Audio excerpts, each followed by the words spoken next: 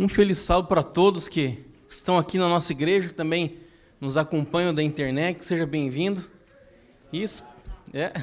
Espero que a palavra de Deus possa tocar teu coração hoje. E no final do culto nós vamos ter um batismo, então todos estão convidados para permanecerem.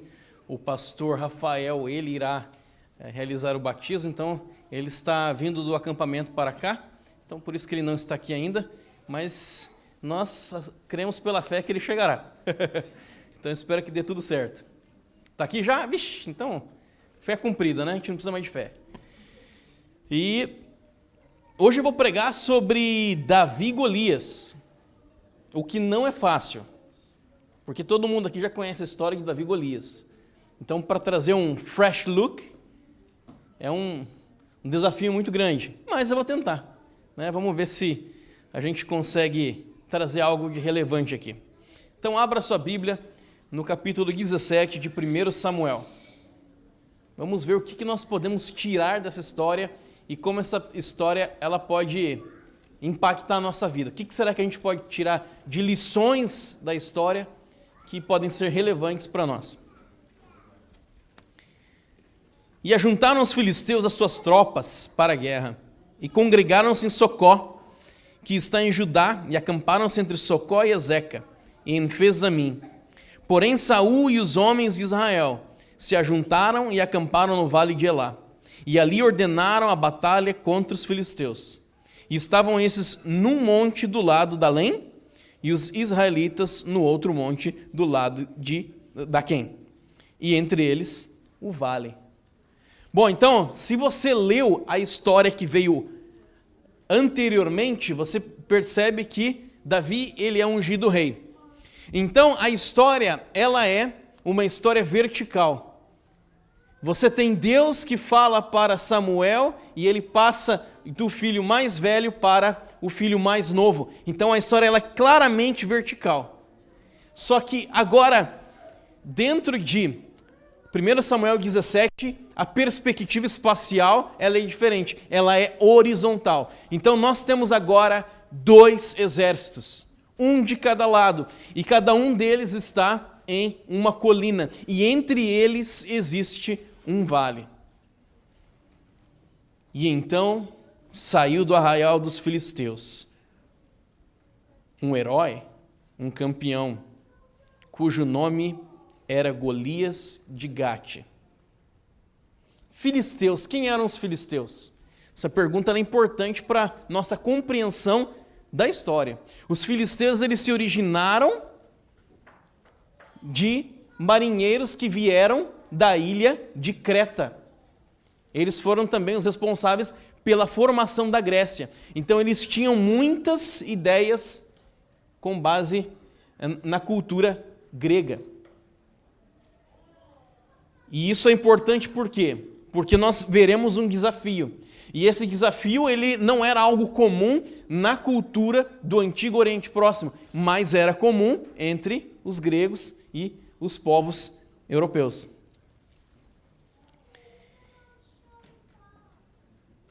E ele é chamado de campeão.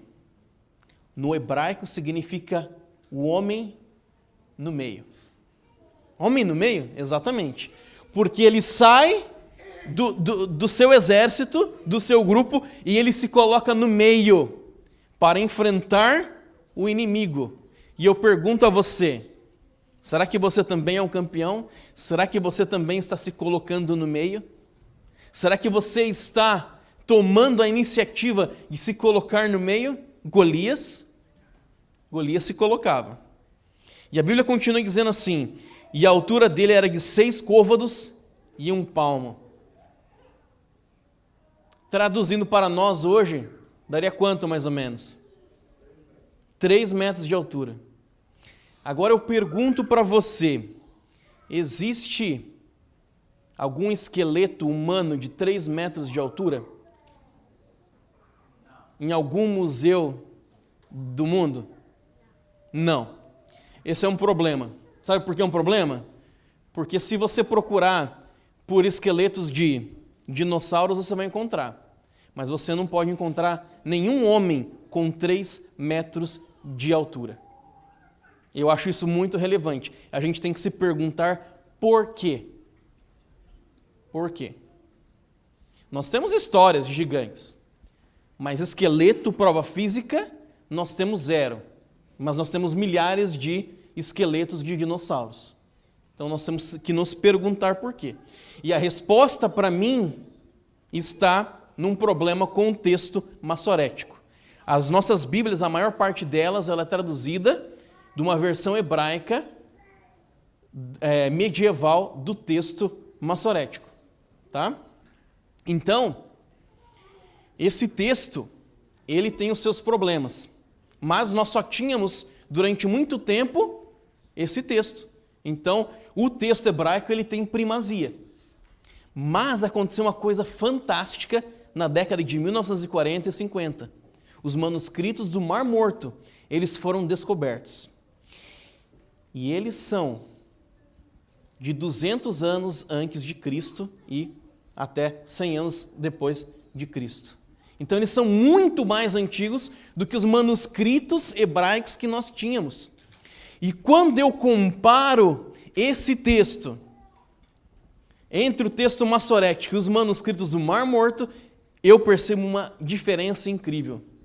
Nos manuscritos do Mar Morto, que são muito melhores e muito mais antigos, Golias, ele tem 2,6 metros de altura e nunca 3 metros. E isso concorda com o testemunho de Flávio Joséfo.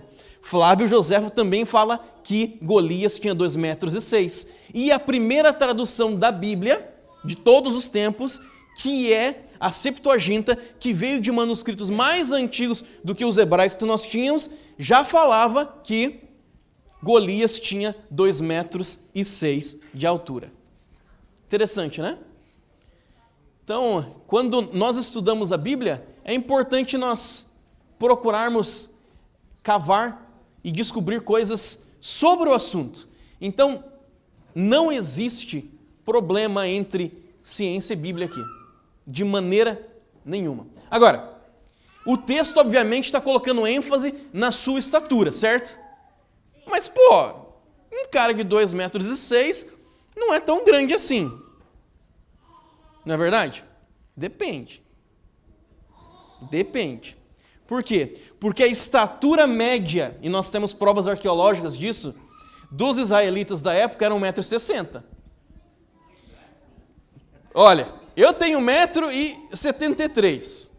Eu tenho 2 amigos, né, em torno de 2 metros de altura, e o Sandrão e a Maren conhecem, né, o Xixi e o D2. Eu me sinto um anão no meio deles. Né? Quando eles saem comigo na rua, parece que eles são meus 2 guarda-costas. Tá? Então, qual é o problema dele ter 3 metros de altura? O problema ele é muito grave. Por quê? Porque se ele tivesse 3 metros de altura, ele seria doente. Ele teria uma doença chamada gigantismo. Se ele tem gigantismo, ele não consegue se mover bem.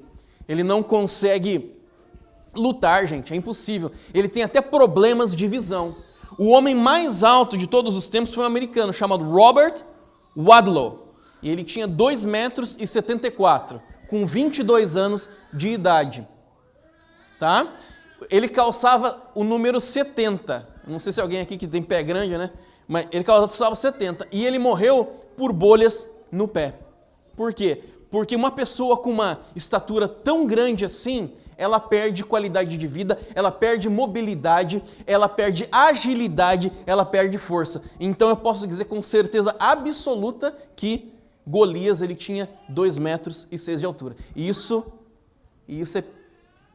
é incrível, porque se ele tinha essa estatura, compare com os jogadores de basquete hoje, dessa estatura.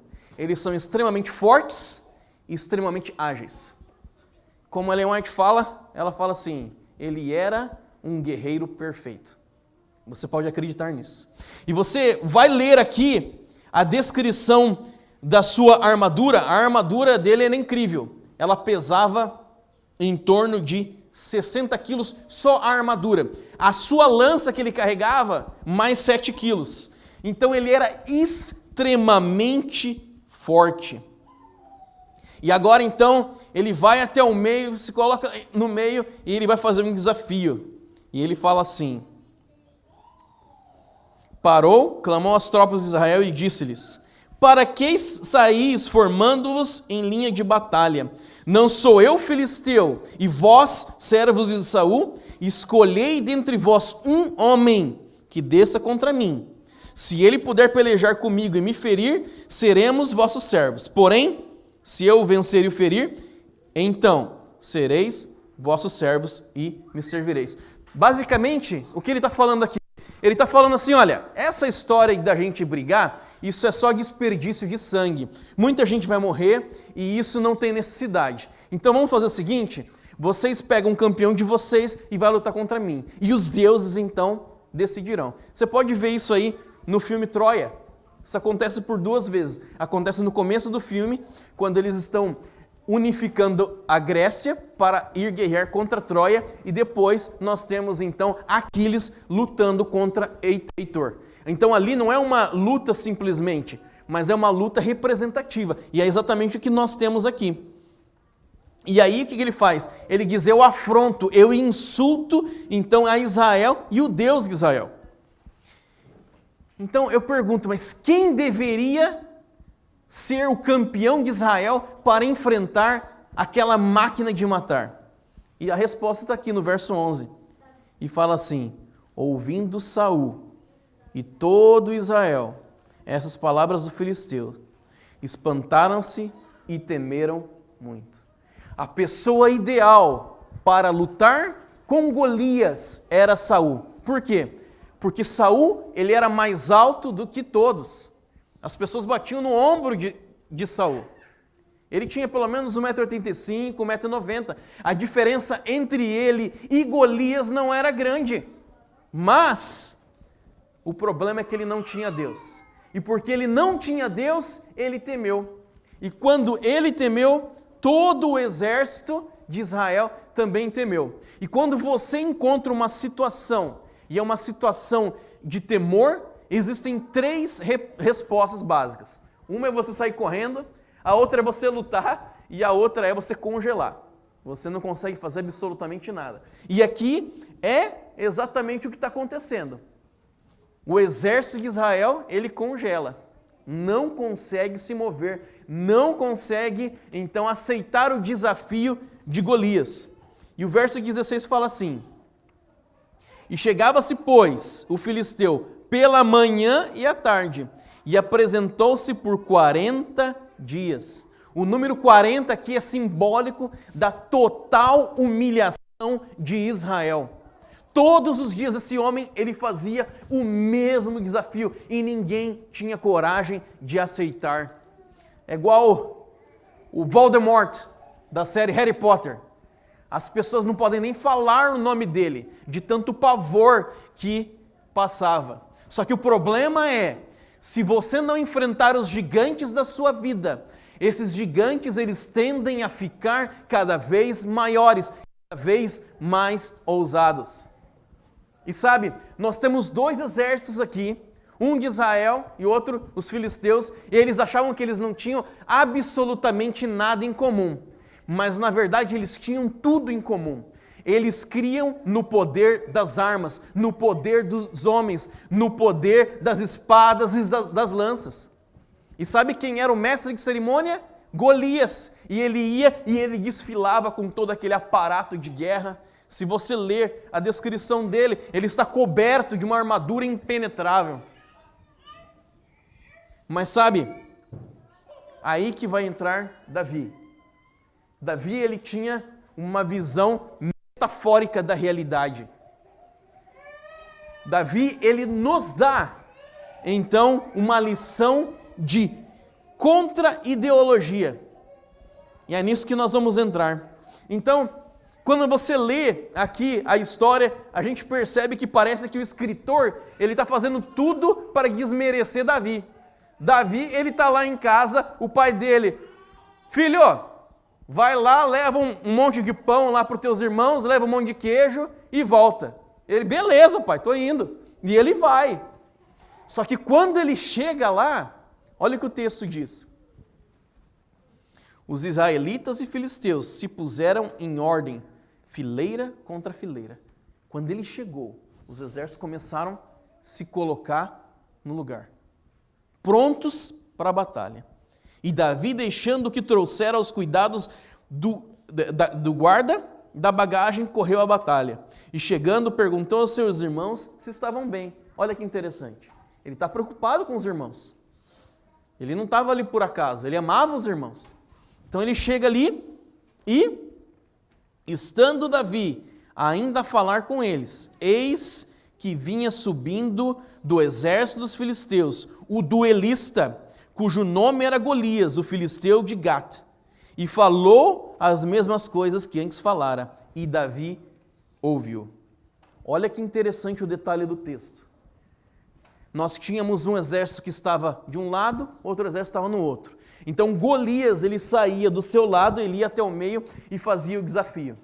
Mas, nesse dia, Golias, ele foi tão audacioso que ele saiu do meio e ele se dirigiu para o lado de Israel. E ele começa então a desafiar o exército de Israel. E olha o que aconteceu. E todos os israelitas, vendo aquele homem, fugiram de diante dele e temiam grandemente. Você percebe? Cada vez que você tem um problema e você se recusa a lidar com o problema, ele vai se tornando cada vez pior. Eu pergunto para você, quais são os problemas na sua vida hoje? O que você tem que lidar hoje? Quais são os seus gigantes? Se você não tomar uma atitude, é isso que vai acontecer. Ele vai invadir áreas da sua vida que você não imaginaria que poderiam ser afetadas. E o verso 25 diz assim: e diziam uns aos outros, viste aquele homem que subiu? Pois subiu para afrontar a Israel. A quem o matar, o rei cumulará de grandes riquezas, e lhe dará por mulher a filha, e a casa de seu pai se isentará de impostos. E aí, é uma recompensa boa? Ó, a filha com certeza era uma gata, né? Que Saul tinha fama de bonitão. Então a filha já era gata, ainda tinha promessa de riqueza, e você não ia pagar imposto nunca mais na tua vida. Gente, só o imposto já valia a pena. Não precisava mais nada, né? Que a gente sabe que o imposto é o que mais fere, o que mais fere as pessoas. Então, Davi ele ficou interessado. Se você continuar lendo aqui, você vai perceber que ele pergunta 3 vezes. Mas peraí, o que vai acontecer para quem derrotar o gigante? Ficou interessado. Davi era ambicioso. Ele era ambicioso. Eu pergunto, será que você também é ambicioso? Deve ser. No bom sentido. No bom sentido. E ali, olha a resposta que Davi falou. Olha que interessante. Ele fala assim, ó.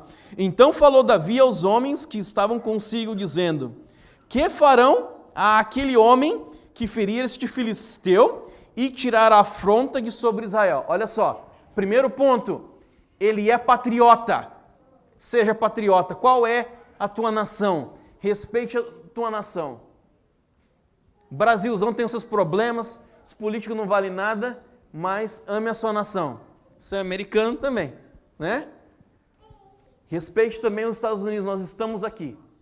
Eles nos permitiram estar aqui, tenha respeito com a bandeira, tenha respeito a esse país. Eles merecem. E a gente vê isso aqui de Davi. E olha só, ele continua dizendo e fala assim, ó. Quem é, pois esse incircunciso filisteu para afrontar os exércitos do Deus vivo?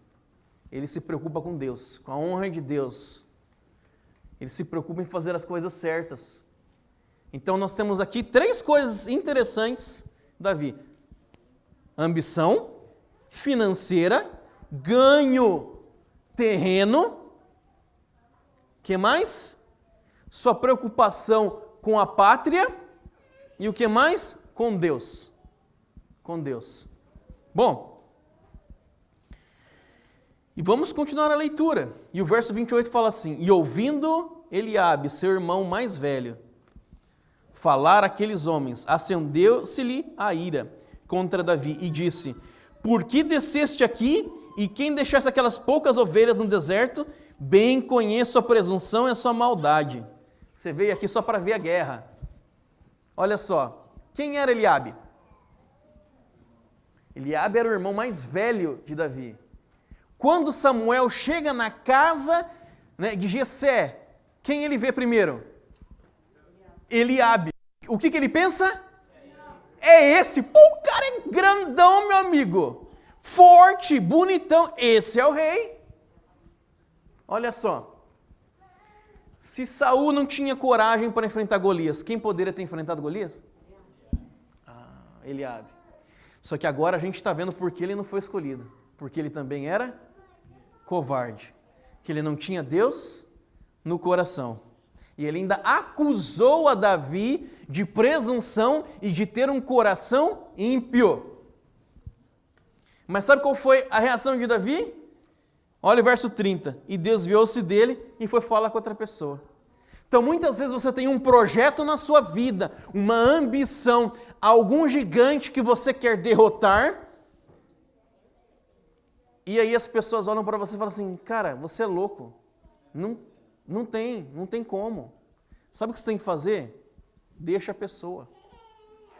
Não se envolva com pessoas tóxicas, pessoas que estão te botando para baixo o tempo todo, pessoas que estão reclamando o tempo todo. Você não vai conseguir mudar ninguém, gente. Não existe isso, a gente não muda ninguém. As pessoas escolhem mudar. Agora eu sei, né? Tem gente que é da família, não tem como a gente excluir da nossa vida. Mas é importante colocar limite, que foi exatamente o que Davi fez. Ele falou, beleza, dá licença, e cortou. E então, o que aconteceu? Davi falou e logo chegou nos ouvidos de Saul, opa, tem um guerreiro aí.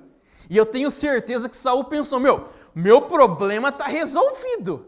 Já tem aí um guerreiro, tá tudo certo. E aí então, né, Davi entra na tenda de Saul. Aí saiu. Você é um moleque, pô. Você é um moleque. E olha o que Davi fala com Saul. Contra o filisteu, não desfaleça o coração de ninguém por causa dele. Seu servo irá e pelejará contra o filisteu. Porém, Saul disse a Davi, e perceba aqui o jogo de palavras, contra o filisteu não poderás ir, para pelejar contra ele, pois tu és ainda moço, e ele guerreiro, desde a sua mocidade. Ou seja, cara, não tem como, você é um guri. Ele vai acabar contigo. Só que aí vem a resposta de Davi a Saul. E a resposta de Davi a Saul é épica. Por quê? Porque Davi, ele vai transformar a realidade. Da mesma maneira que o Logos criou, no princípio de tudo, então Davi, ele transforma a realidade com o que ele fala. E não existe ninguém mais perigoso do que alguém que sabe manejar as suas palavras de uma maneira correta e perfeita. Não existe. Você pode ter certeza absoluta disso. E olha aqui a defesa que ele faz. Teu servo apacentava as ovelhas de seu pai, quando veio um leão ou um urso, e tomou um cordeiro do rebanho. E eu saí após ele e o feri, e livrei o cordeiro da sua boca, levantando-se ele contra mim, agarrei pela barba, o feri e o matei. O teu servo matou tanto o leão como o urso. Esse incircunciso filisteu será como um deles, porquanto afrontou os exércitos do Deus vivo. O Senhor me livrou das garras do leão e do urso, e também me livrará dele. Então você vê aqui que todos eles estavam ali vivendo dentro de uma relação espacial do tempo horizontal. Mas então eu tenho Davi, que ele tem essa relação que é vertical. E agora, então, ele redefine a realidade com as suas palavras, ele redescreve quem é Golias. E Saul, ele percebe que não vai conseguir convencer a Davi. Ele era um jovem ousado. Então o que acontece? Você continua lendo. Saul dá a sua armadura para Davi.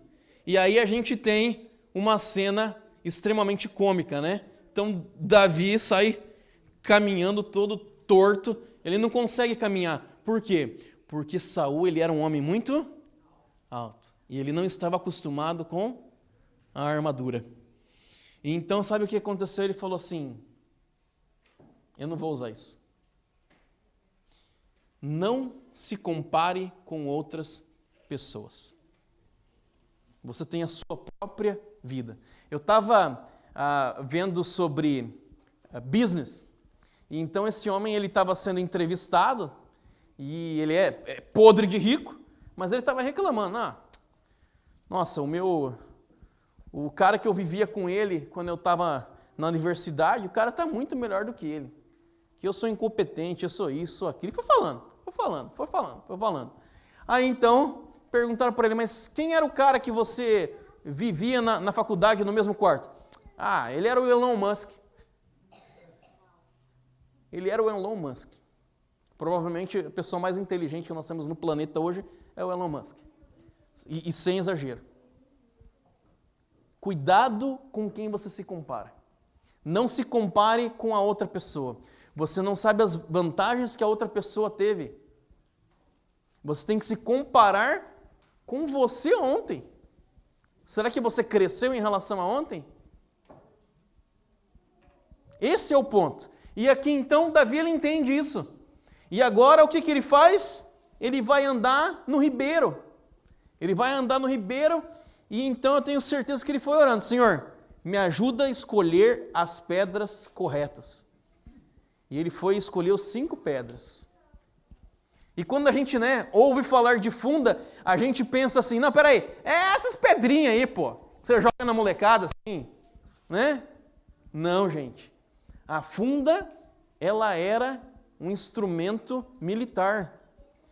E o tamanho da pedra era o tamanho de uma bola de beisebol. Eu não sei se você já levou uma bolada de beisebol, mas dói muito. Dependendo aonde pegar, você vai ter que ir para o hospital. E agora imagina uma pedra sendo girada em alta velocidade. Se pegar na tua cabeça, te mata instantaneamente. Você pode ter certeza absoluta disso. E agora então Davi, ele está ali. E ele não pega só uma pedra, mas ele pega 5 pedras. Por que ele pegou 5 pedras?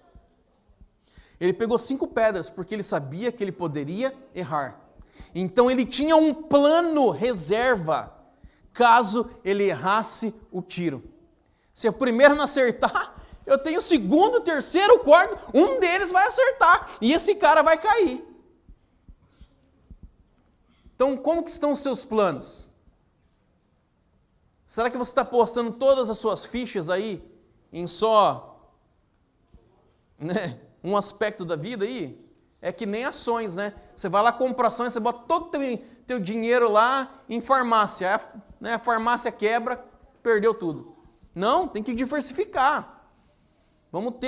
Temos outros planos aqui. E olha só. Então, Davi, ele se dirige à batalha. E o verso 41 fala assim, o filisteu também se vinha chegando. Davi e o seu escudeiro ia diante dele. E olhando o filisteu, vendo Davi, o desprezou, porquanto era moço, ruivo e de boa aparência. Todas as vezes que a aparência de uma pessoa é mencionada na Bíblia, é porque é importante para a trama da história. Davi, ele poderia ser um modelo, mas para soldado estava muito longe. Golias olhou aquele, mas esse moleque bonitinho aqui vai lutar comigo, eu vou acabar com ele. Ele foi desprezado. E no livro de Samuel nós temos muito isso, essa questão da imagem. A imagem externa, ela é muito importante, mas a imagem externa, infelizmente, ela trai a realidade interna.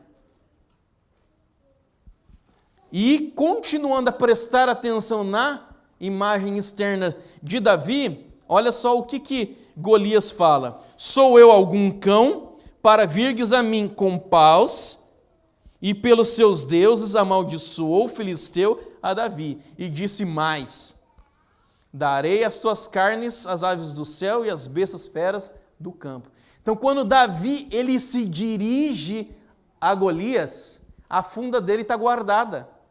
Ele tem só o cajado de pastor na mão. Eu não sei se você já jogou Age of Empires, mas se você já jogou, você vai aprender uma coisa. A cavalaria mata os arqueiros, mas os arqueiros matam a infantaria. Então Davi ele tinha sua arma secreta. Quem estava em desvantagem era quem? Em questão de armamento. Tá? E aí, olha interessante o que Golias diz. Ele fala assim: sou eu algum cão para virdes a mim com paus? Será que ele era algum cão? Será? Era ele algum cão, gente? Não, né? E essa é o que uma pergunta retórica. Não, ele não era algum cão. Ou era? Qual foi a descrição que Davi fez de Golias? Davi disse assim: ele é mais um animal, como é o leão e o urso, e eu o derrotarei. Golias não sabia que ele era somente um cão, e agora ele estava lidando com alguém que estava acostumado a lidar com leões e ursos. E aí nós temos então a parte central da história. Se você quer tirar o centro da história, é no discurso de Davi. Você pode ler ele completo depois. Mas eu vou ler só a última parte, que fala assim: e saberá toda essa multidão que o Senhor salva, não com espada nem com lança, porque do Senhor é a guerra, e ele vos entregará nas nossas mãos. Você vai perceber que lendo o livro de Salmos, essa questão de que o Senhor salva não com armas, ela se repete. Por quê? Porque era a experiência de Davi. E aí o texto diz assim: e Davi meteu a mão no alforje e tomou dali uma pedra, e com a funda lhe atirou e feriu o filisteu na testa. E a pedra encravou-se-lhe na testa, e ele caiu com o rosto em terra. Simples assim. Existe uma alternativa para se traduzir esses versos. E eu vou ler aqui para você. É uma alternativa, gente, tá? Uma alternativa. Que fala assim, ó: e Davi meteu a mão no alforje e tomou dali uma pedra, e com a funda lhe atirou e feriu o filisteu na caneleira. Porque a palavra usada em hebraico, ela aparece antes na descrição da armadura de Golias. E agora ela é repetida aqui. Ela pode ser traduzida como testa, mas pode ser também traduzida como algo que cobre a parte da frente de algo. Tá? Então, no caso, caneleira. E a pedra penetrou acima da caneleira, ou seja, no joelho, e ele caiu com o rosto em terra. Então, se nós pegarmos essa alternativa de leitura, o joelho de Golias seria o que para literatura grega é o calcanhar de Aquiles. Então, toda aquela fortaleza da sua armadura, que era motivo de torná-lo imbatível, agora sucumbe, né? Golias sucumbe com o peso daquela armadura. E quando ele cai, a ironia, o que acontece? Davi, ele corre, ele pega a espada e corta a cabeça de Golias. Mas se foi no joelho ou na cabeça, o ponto é, ele cai e ele cai de cara no chão. Isso não é só simbólico não é só questão da sua queda física, mas também é simbólico. Por quê? Porque nós temos dois deuses aqui em batalha. E agora então, Golias ele cai como se fosse em posição de adoração. Ele foi totalmente derrotado.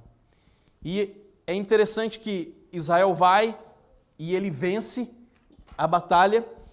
E a atitude de Davi me chama muita atenção, porque ele está carregando a cabeça de Golias, mas ele pega as armas de Golias, e ele guarda as armas de Golias. E depois essas armas, elas vão aparecer aonde? Elas irão aparecer no tabernáculo. E no momento de sua maior necessidade, quando ele está fugindo de Saul, ele passa pelo tabernáculo, e então o sacerdote, ele lhe dá a espada de Golias, o símbolo de sua maior vitória. Enquanto ele estava passando necessidade física, não tinha o que comer, não tinha o que beber, não tinha onde dormir, correndo risco de vida, ele na sua mão, e eu vou dizer para você, por toda a sua vida ele carregou aquela espada, porque era o símbolo de sua maior vitória. E eu pergunto para você, quantas vezes o Senhor te deu vitórias e você não fala sobre isso, você não escreve sobre isso, você não testemunha sobre isso? Então essas são algumas das lições que nós podemos tirar do texto, que o Senhor possa te abençoar, e nós vamos ter agora um momento muito especial, que é o momento do batismo, e o pastor, então, ele vai iniciar com os procedimentos aqui.